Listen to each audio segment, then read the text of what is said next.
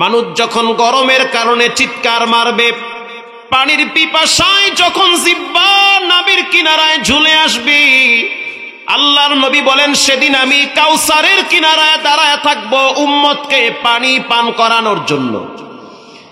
আনাস ইবনে মালিক বলেন, ইয়া নবী আল্লাহ, এতগুলো উম্মতের আপনি পানি পান করাবেন, জানতে চাই সেই পানি পান করানোর পেয়ালা কতগুলা হবে?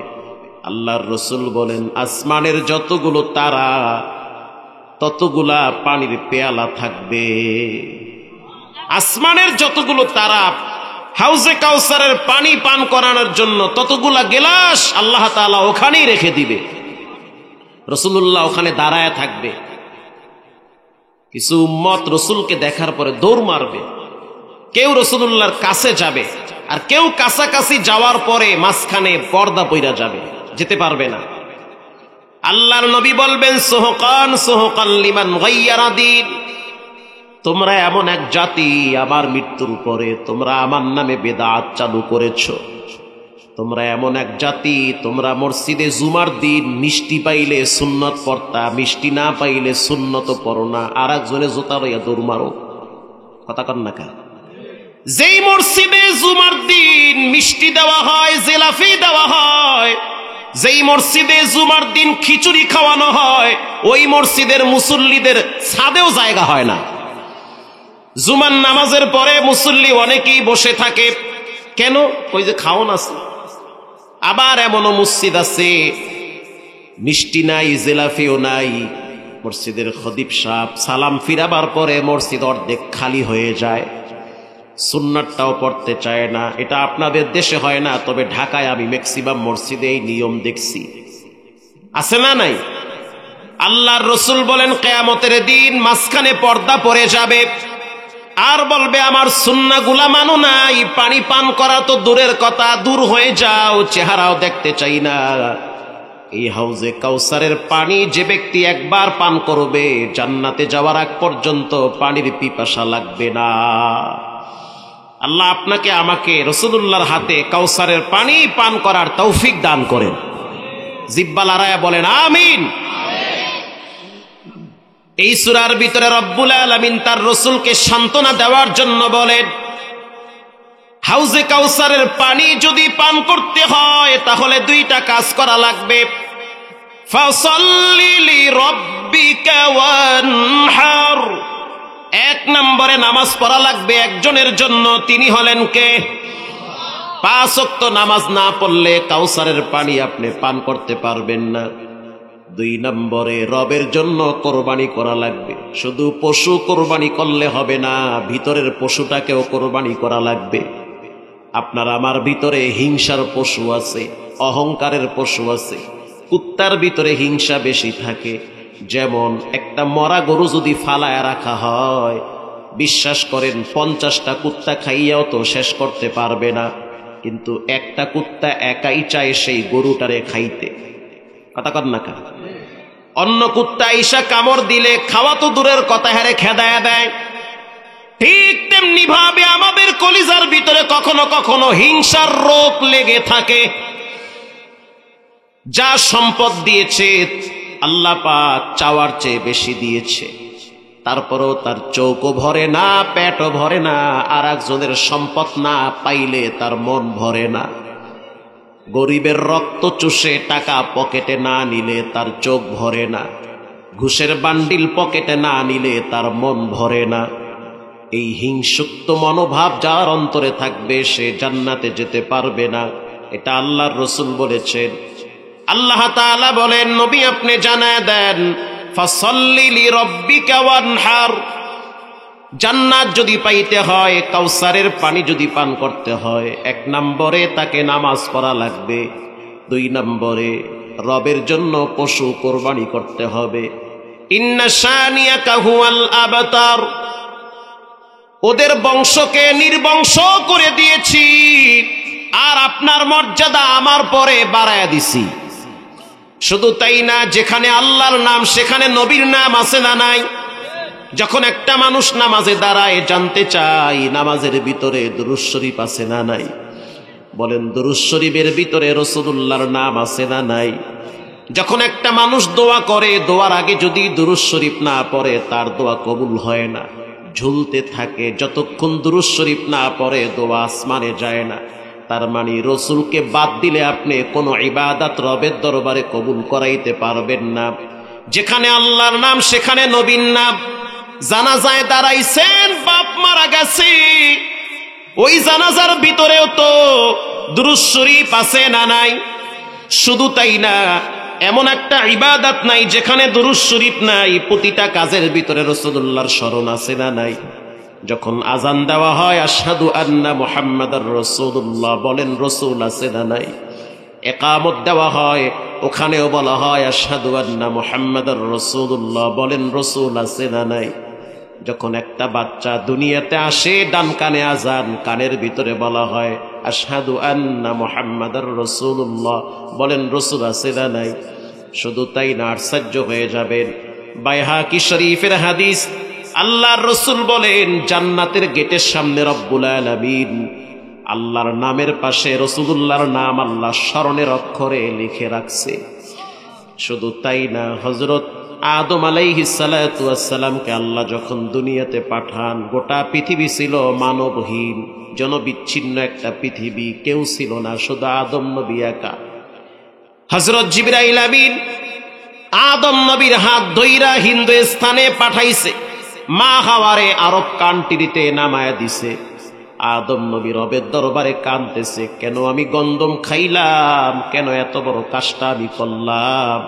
এবার আদম নবী রবের দরবারে দোয়া করতেছে, রব্বানা যালামনা আনফুসানা ওয়া ইল্লাম তাগফির লানা ওয়া তারহামনা লানাকুনান্না মিনাল খাসিরিন। আরে ভাই, আপনার আমার আব্বা আদম নবী, সে আল্লাহর কাছে মাফ চায়, আল্লাহ আমারে মাফ করে দেন, আমি গোপনে এমন একটা অপরাধ করছি, এমন একটা কাজ করছি যেটা আমার জন্য শোভা পায় না। আল্লাহু আকবার। আদম নবী আল্লাহর কাছে ক্ষমা চায়। হযরত জিবরাইল আমিন খাসায়েসুল কুবরায় আসছে দ্বিতীয় খণ্ডে, জিবরাইল আমিন আদম নবীর পাশে দাঁড়ায়া কানে আঙ্গুল দিয়ে জোরে আযান শুরু করছে। আযানের ভিতরে যখন বলল আশহাদু আন্না মুহাম্মাদার রাসূলুল্লাহ,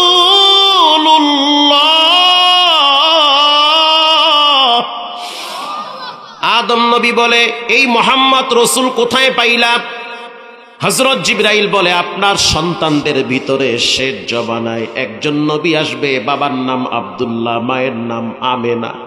ওই নবী যখন রাস্তা দিয়ে হাঁটবে, রোদের ভিতরে মেঘের খণ্ড আইসা তার মাথার উপরে ছায়া দিবে। শুধু তাই না, সে যখন রাস্তা দিয়ে হাঁটবে তখন দুই পাশের গাছগুলো মাথা নোয়া তারে সিজদা করবে। শুধু তাই না, সে যখন জংলার মাঝখান দিয়ে হাঁটবে, জংলার পশু পাখিরা তারে সালাম জানাবে। ওই নবীর শরীর থেকে ঘাম বের হবে, ওটা মিশকাম্বরের ঘাম। দুনিয়ার মানুষ ঘামাইলে গন্ধ বের হয়, রাসূল ঘামাইলে ঘ্রাণ বের হয়। আল্লাহু আকবার। এমন একজন দামি নবী আপনার বংশের ভিতরে শেষ জমানায় আসবে। হযরত আদম আলাইহিস সালাতু ওয়াস সালাম বলে, জিবরাইল শুনে নাও, আমি যখন জান্নাতে ছিলাম, আল্লাহর জাত ও সিফতের কসম, জান্নাতের প্রত্যেকটা গাছের প্রত্যেকটা পাতায় আমি সেই মুহাম্মদ নাম লেখা দেখছি। শুধু তাই না, আরশের পায়ার সাথে আমি দেখছি লেখা আছে লা ইলাহা ইল্লাল্লাহু মুহাম্মাদুর রাসূলুল্লাহ। এবার আদম নবী বলেন, ও দয়ার মালিক আল্লাহ, ওই মুহাম্মাদের উসিলায় আপনি আমারে মাফ করে দেন। বলার সাথে সাথে রব্বুল আলামিন ওহীর পাঠায়া জানায় দিল, মুহাম্মাদের নামের উসিলা দিয়া যদি আরো আগে ক্ষমা চাইতা, আরো আগে মাফ হয়ে যেতা। সেই নবীকে সান্ত্বনা দেওয়ার জন্য সূরা কাউসার আল্লাহ নাজিল করলেন। আল্লাহু আকবার বলেন। এরকম একটি দামি সূরার নাম হলো সূরা আসর। একেবারেই পাশাপাশি সূরা, ছোট একটা সূরা। আল্লাহ রাব্বুল আলামিন এই সূরার শুরুতে কসম করেছেন, শপথ করেছেন। আমরা করি রবের নামের শপথ, আল্লাহ করে বান্দার নামের শপথ। আল্লাহু আকবার। যেমন আমরা একটা কথাকে গ্রহণযোগ্যতায় পৌঁছানোর জন্য কখনো কখনো শপথ করি। যেমন ছোটবেলায় গ্রামে দেখছি এক বাড়িতে গেছিলাম কোন একটা কাজের জন্য। তো ওই টাইমে দেখলাম একজন বাপ, সে গেটের সামনে দাঁড়ায় আছে, সন্তান স্কুল থেকে আসবে। বাপ এবার সন্তানকে বলতে আছে, যেই রুমে তুমি রাত্রিবেলা ঘুমাইছো ওই রুমে কিন্তু যাবা না। সন্তান বলে, কেন? বলে, আমি চোখ দিয়ে দেখছি তোমার বিছানায় একটা সাপ শুয়ে আছে।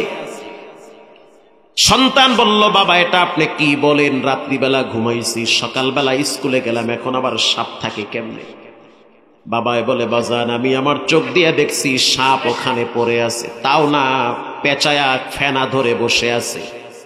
গ্রাম অঞ্চলের ঘর, সাপ বিচ্ছু ঘরে থাকে কি থাকে না? গ্রামের ঘর। এবার সন্তান ছোট মানুষ, 13-14 বছর বয়স হবে, সে বাবার কথাকে মূল্যায়ন করে নাই। সে বলতে আছে, বাবা তুমি হয়তো দেখতে ভুল করছো বা স্বপ্নে দেখছো। আমি ভিতরে গেলাম, বাপকে দেখলাম সন্তানের হাত ধইরা বলতে আছে, আল্লাহর কসম আমি আমার চোখ দিয়ে দেখছি তোমার বিছানায় একটা সাপ ফেনা ধরে বসে আছে। বলার সাথে সাথে সন্তান ব্রেক হয়ে গেছে। তার মানে সন্তান বুঝতে পারছে বাবাই যেহেতু কসম করছে, কথা মিথ্যা হওয়ার সুযোগ নাই। তো আল্লাহ তাআলা তার কথাকে শক্ত করার জন্য কসম করেছে, বিষয়টা এমন না। বান্দা কসম করাকে ভালোবাসে, ঠিক তেমনি ভাবে রব বান্দারে ভালোবাসে। ভালোবাসার বহির প্রকাশ ঘটানোর জন্য আল্লাহ কসম করেছে। আপনি আমি কসম করতে ভালোবাসি, কথায় কথায় অনেকেই কসম করে না, এটা ঠিক না। মুনাফিকের অন্যতম একটি আলামত, সে কথায় কথায় মিথ্যা বলে আবার কসমও করে। কেন এত বারবার কসম করবেন? 19 থেকে 20 আল্লাহর কসম, 19 থেকে 20 খোদার কসম, কেন এত কসম করা লাগবে? প্রিয় ভাইরা আমার, আল্লাহ রাব্বুল আলামিন বলেন, ওয়াল আসর, সময়ের শপথ, সময়ের বড় দাম। হে যুবক, হে যুবতী, হে নারী, হে পুরুষ, সময়কে যত মূল্যায়ন করবা তুমি তত মূল্যবান হয়ে যাবা। ছাত্র জীবনে এমন সময় গেছে সারা রাত দাঁড়ায় দাঁড়ায় আমার পড়া লাগছে। শুধু আমি একা না, অনেক ওলামায়ে কেরাম আছে, শুধু আলেমরা না, জেনারেল লাইনে অনেক ছাত্র আছে যারা সারা রাত পড়ার টেবিলে বসেছিল। এখন হয়তো অনেকে হয়তো উকিল হয়েছে, ব্যারিস্টার হয়েছে, সাংবাদিক হয়েছে। যে ব্যক্তি সময়কে যত মূল্যায়ন করে আল্লাহ তাকে তত মূল্যবান করে দেয়। আমি আমার ভাইটাকে গত পরশুদিন বললাম, লেখাপড়া যদি করতে মনে চায় তো করার মতো করবা, দায় ঠিককে লেখাপড়া করার দরকার নেই, করার মতো লেখাপড়া করবা। আর যদি লেখাপড়া করতে মনে না চায় বাদ দিয়া দাও, খামাখা টাকা নষ্ট করা যাবে না, কর্ম শুরু করো। এখন আমার ছোট ভাইটার মেধা আমার চেয়ে ভালো, হেফজ শেষ করেছে, মাওলানার লাইনে প্রায় হেদায়ায় পড়ে, আবার দাখিল পরীক্ষার্থী, সামনে পরীক্ষা দিবে। তো তাকে আমি শাসনের জন্য বললাম, লেখাপড়া করতে মনে চাইলে করার মতো করো। কারণ আমাদের যুগে তো মোবাইল ছিল না, সময় পাইলি বই নিয়ে বসে থাকতাম, সময় পাইলি কোরআনের সময় দিতাম। আর এখন এমন একটা যুগ, খেলাধুলার ফাঁকে ফাঁকে বাচ্চারা লেখাপড়া করে।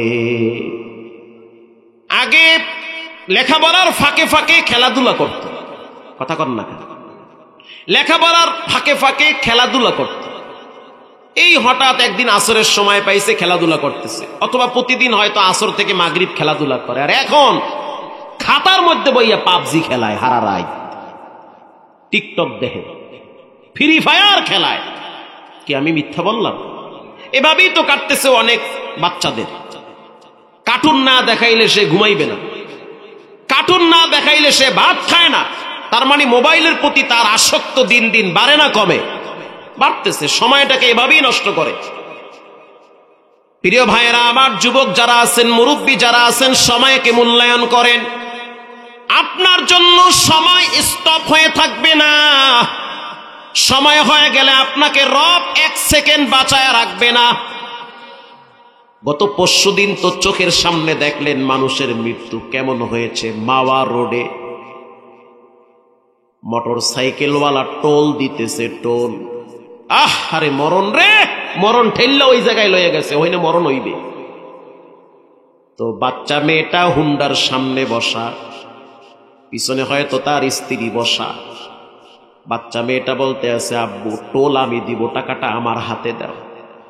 বাবায় টাকা বাইর কইরা বাচ্চার হাতে দিছে, বাচ্চা টোল দিতেছে। পিছনে প্রাইভেট আছে, এর পিছনে আরো কিছু গাড়ি ছিল। এর মধ্যে পিছন থেকে একটা বাস আইসা ডাইরেক্ট উপরে উঠাইয়া দিছে। সেখানে বাচ্চাটা জাগায় স্পট ডেট না, মাথার ঘিলু রাস্তায় ছিটকে পড়ে আছে। এর আগের দিন রাত্রিবেলা আমি সেখান থেকে টোল দিয়া ঢাকায় ঢুকছি। বিশ্বাস করেন, আজকের তাজা খবর, আজকের ঘটনা। কিশোরগঞ্জ কটিয়া দিতে যুবক হুন্ডার পিকআপ বাড়াইয়া কানে হেডফোন লাগাইয়া ঘর থেকে বের হইছে। চিকন রাস্তা দিয়া যখন হাইওয়েতে উঠছে, একটা মাইক্রো প্রায় 80-তে টান ছিল, 80-তে স্পিড ছিল। যখন মাইক্রোটা টান মারলো, হুন্ডাও ঢুকছে। মুহূর্তের ভিতরে মাইক্রোর চাকার নিচে হুন্ডা সহ পিষ্ট হয়ে গেছে, মাথার ঘিলু রাস্তায় পড়ে আছে। তার মানে রবের যখন সময় হয়ে যাবে, আপনি কোথায় কি করেন এটা আজরাইল দেখবে না, টাইম মতো আপনাকে ধরে ফেলবে, খপ কইরা ধরবে, এমন ভাবে ধরবে আপনি লড়তেও পারবেন না। হ্যাঁ যুবক, গত 2 বছর আগের ঘটনা গোটা দুনিয়াকে নাড়া দিয়েছে। লঞ্চে বরিশাল যাইতেছে এক যুবক, যার কালকে দুপুরে বিবাহ হবে। এরকম ঘটনা প্রতিনিয়ত ঘটে।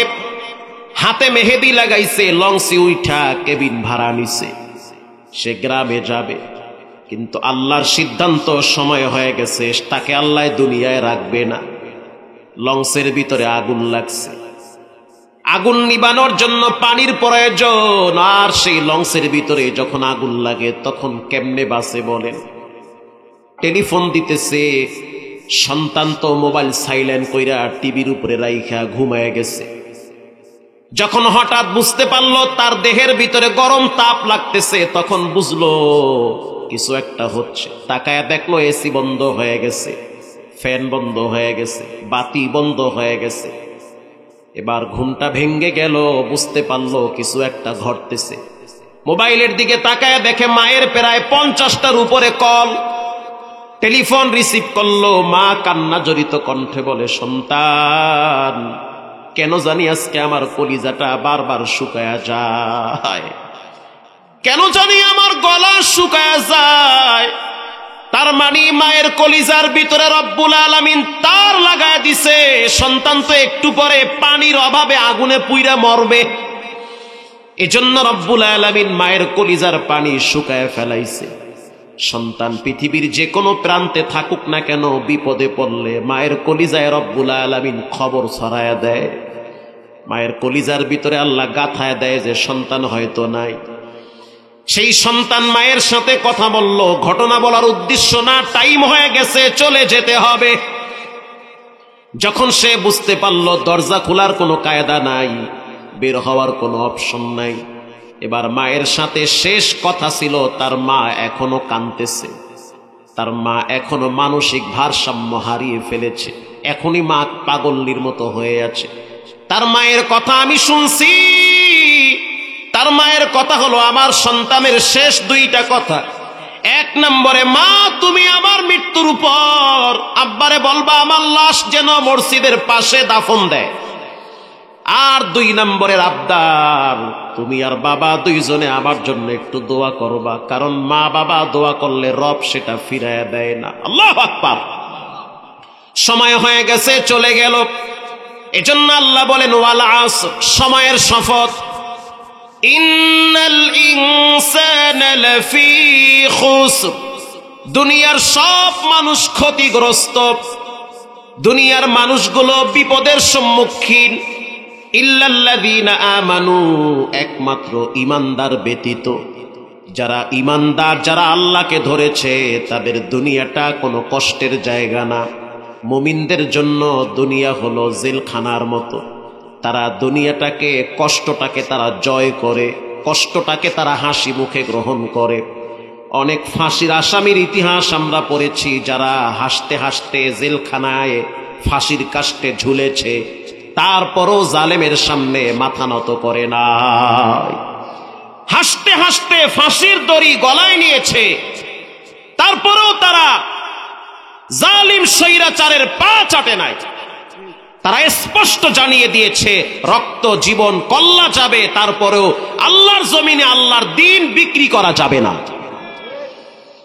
প্রিয় ভাইয়েরা আমার, এজন্য আল্লাহ তাআলা বলেন মুমিনদের জন্য হলো দুনিয়াটা বাজারের জায়গা।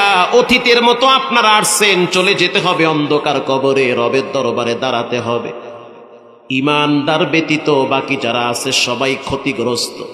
ইল্লাল্লাযীনা আমানু ওয়া আমিলুস সালিহাত, এক নম্বরে ঈমানদার। যে ঈমানদার তার জন্য জান্নাতের ঘোষণা দিয়েছেন কে? আল্লাহ বলেন আমিনু কামা আমানান নাস, ঈমান আনো সাহাবীদের মতো।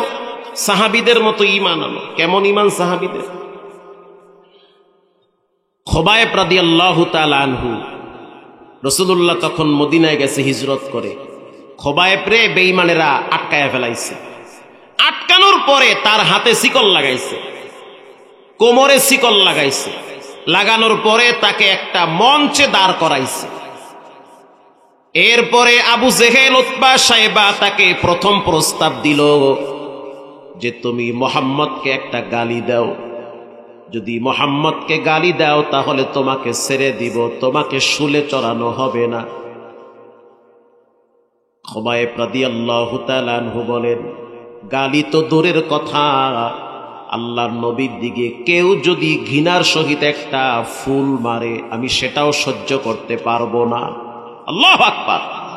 রাসূলুল্লাহকে কেউ ঘৃণা করে একটা যদি ফুলও মারে ওটাও আমি বরদাস্ত করব না।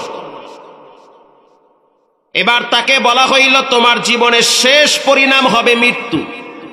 কেন তুমি কালেমা পড়ছো, ঈমান তুমি আনছো, কেন মুহাম্মদকে গ্রহণ করেছো?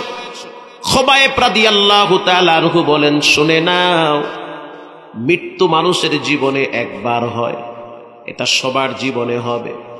প্রত্যেকটা মানুষের জীবনে একবার মৃত্যু হবে। মৃত্যুর পরে রবের দরবারে দাঁড়াতে হবে। আমি তোমাদের কথাগুলোকে দিল থেকে শুনেছি, তোমরা কি প্রস্তাব দিয়েছ, তবে আমার পক্ষ থেকে শুনে নাও, আমি আল্লাহর রসুলের কালেমা দ্বীন গ্রহণ করেছি। জীবন চলে গেল আমি কখনোই রাসূলুল্লাহর বিরুদ্ধে দাঁড়াতে পারবো না। এবার আস ইবনে ওয়াইল বলেন কাফেরদের লিডার, তোমাকে শুলে চড়ানো হবে, একটু পরেই তোমাকে ফাঁসির কাস্টে ঝুলানো হবে। হয় তুমি ঈমান ছাড়ো, না হয় তুমি ফাঁসির কাস্টে ঝুলো। খুবাইব রাদিয়াল্লাহু তাআলা আনহু বলেন তাহলে আমার জীবনের শেষ ইচ্ছা, আমাকে 2 রাকাত নামাজ পড়তে দাও। এবার বেঈমানেরা বলল ঠিক আছে 2 রাকাত নামাজ পড়ার সুযোগ দিলাম, 2 রাকাত নামাজ পড়ো। খুবাইব রাদিয়াল্লাহু তাআলা আনহু তিনি কিবলার দিকে ফিরে 2 রাকাত নামাজে লম্বা সেজদা দিয়েছে। যখন তিনি দ্বিতীয় রাকাতে 2টা সেজদা লম্বা করতেছিল, সেজদা লম্বা করলে না জানি বেঈমানেরা মনে করে মরণের ডরে সেজদা লম্বা করতেছে। এজন্য খুবাইব রাদিয়াল্লাহু তাআলা আনহু সেজদার থেকে মাথা উঠাইয়া সালাম ফিরায়া প্রস্তুতি গ্রহণ করে দাঁড়িয়ে আছে। আর ওখান থেকে চিৎকার মেরে একটা সালাম মদিনায় পাঠাইছে, আসসালামু আলাইকা ইয়া রাসূলুল্লাহ। এই সালামটা মুহূর্তের ভিতরে রব্বুল আলামিন তার প্রিয় নবীর কানে পৌঁছায়া দিয়েছে। মদিনায় রাসূলুল্লাহ বসে আছে মসজিদে নববীতে। ওই সময় আল্লাহর নবী চেহারা মলিন করে বলতেছে ওয়া আলাইকুমুস সালাম ইয়া খুবাইব। ও সাহাবীরা শুনে নাও, খুবাইবকে একটু পরেই শহীদ করা হবে। প্রিয় ভাইয়েরা আমার, খুবাইব রাদিয়াল্লাহু তাআলা আনহু দ্বীনের জন্য জীবন দিয়ে দিয়েছে, তারপরও সে ঈমান ছাড়ে নাই। আর আপনি তো 5 ওয়াক্ত নামাজই পড়তে চান না। নামাজ পড়লে তো কেউ আপনার জেলখানায় দিবে না, নামাজ পড়লে তো কেউ আপনার হাতে হ্যান্ডকাপ লাগাবে না। দুনিয়ার সব কাজ করেন, নামাজটা কেন পড়েন না? এই টাকা আপনি কারে খাওয়ান? কার জন্য আপনি কষ্ট করেন? পায়ে হাত দিয়ে বলি, অনুরোধ করে বলি, জীবনের সবচেয়ে বড় ধোকায় আছেন যারা চাকরি করেন, ব্যবসা করেন, ছেলে মেয়ের জন্য পয়সা কামান, অথচ নামাজ পড়েন না। আপনার চেয়ে বড় বোকা দুনিয়াতে কেউ নাই। ছেলে মেয়ের জন্য কামাইলেন, নিজের জন্য কিছুই করলেন না। আপনার মৃত্যুর পর আপনার সন্তান আপনার লাশ কবরে রাইখা সম্পদ নিয়ে মারামারি কারাকারি করবে। ঠিক কইল ঠিক না কইল ঠিক?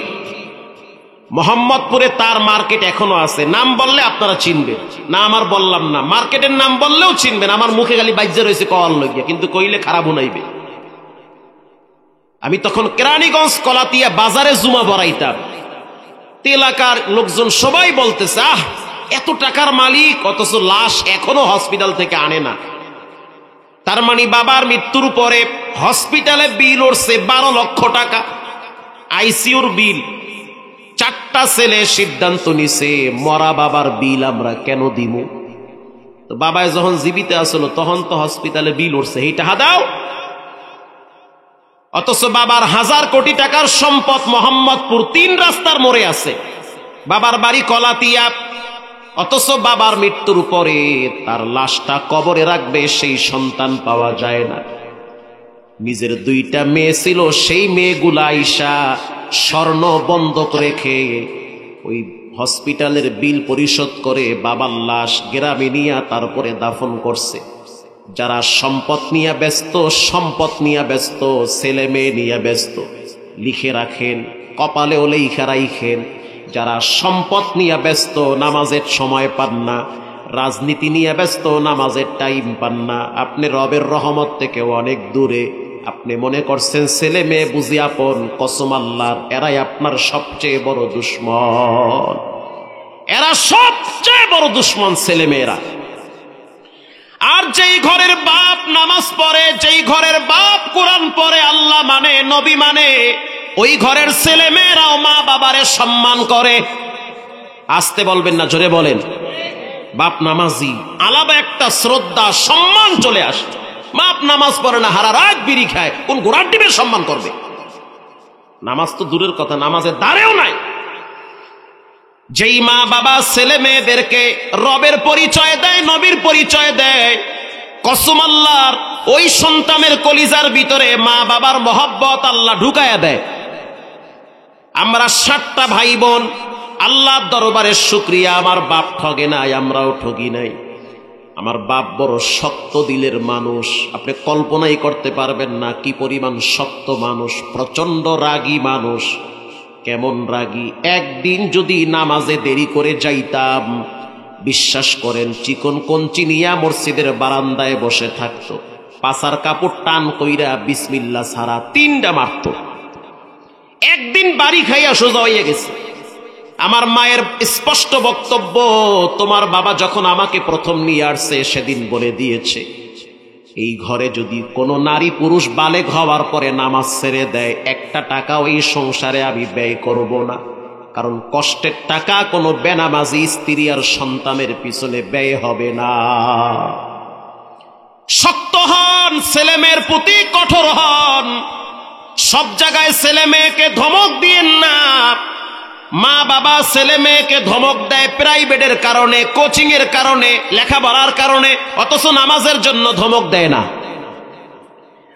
একদিন যদি প্রাইভেটে না যায়, মা বাবা রাগ করে। একদিন যদি কোচিং এ না যায়, মা বাবা রাগ করে। কিন্তু মেয়েটা বড় হয়েছে, পর্দা ফরজ হয়েছে, বাবাই কিছুই বলে না। মা সকালবেলা মেয়েটারে নিয়ে স্কুলে পৌঁছায় দেয়, একটা বারের জন্য নামাজের কথা বলে না। এই ছেলে মেয়ে বড় হবে, শিক্ষিত হবে, তবে মানুষ হবে না। ঠিক কথা, শিক্ষিত হবে বাট মানুষ হবে না। একটা টাইমে দেখবেন তাদের চোখে আপনি ঘৃণার পাত্র হতে পারেন, আপনাকে মূল্যায়ন করতে চাবে না, কারণ ভিতরে তো মনুষ্যত্ব নাই। কোরআন হাদিসের নূর যেই ছেলে মেয়ের কলিজায় নাই, তারা মা বাবাকে সম্মান করতে চায় না। বৃদ্ধাশ্রমে গিয়ে দেখেন আপনার চেয়ে অনেক শিক্ষিত মা বাবা সেখানে পড়ে আছে। এজন্য 1 নম্বরে ঈমান। বলেন 1 নম্বরে কি? ঈমান লাগবে। ঈমানের প্রথম দাবি 5 ওয়াক্ত নামাজ পড়া। যুবক ভাই যারা আছেন, অনুরোধ করে বলি 5 ওয়াক্ত নামাজ পড়বেন। জীবনে যত কঠিন সময় পার করেন না কেন, নামাজ ছাড়া